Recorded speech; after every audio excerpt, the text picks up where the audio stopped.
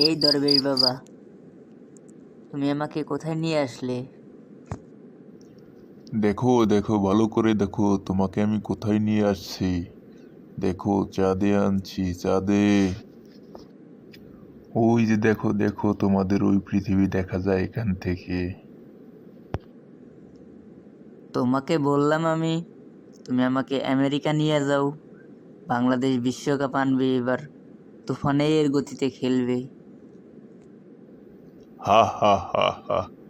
বাংলাদেশ বিশ্বকাপ আনবে না, ওরা আনবে চায়ের কাপ, হারিকের হাতে ধরাই দিবে। আর তুমি চাঁদে বসে বসে আমেরিকার খেলা দেখবে।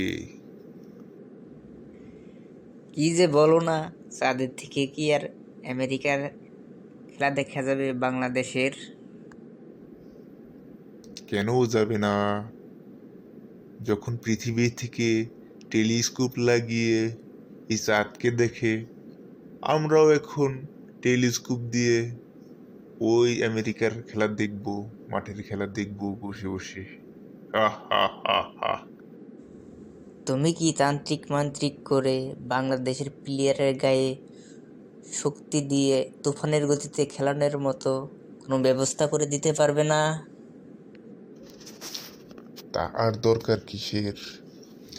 বাংলাদেশের বিশ্ববিখ্যাত প্লেয়ার সরুমল হাসান, ক্যাপ্টেন লর্ড শান্ত, ডাকহাস টিটন,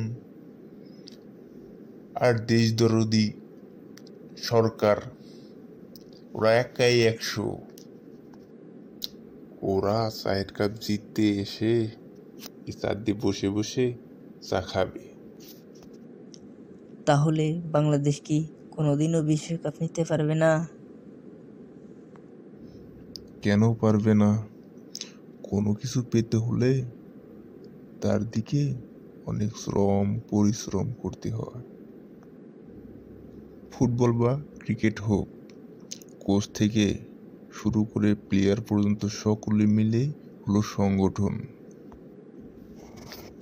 যার যেটা পেশা, ওই দিকেই তাকে ধ্যান, জ্ঞান, শ্রম সব কিছুই বিসর্জন দিতে হবে, তাহলেই সাফল্য অর্জন করা সম্ভব।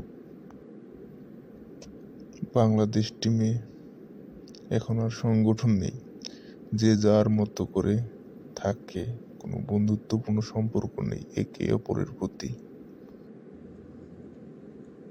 তুমি ঠিকই বলেছ,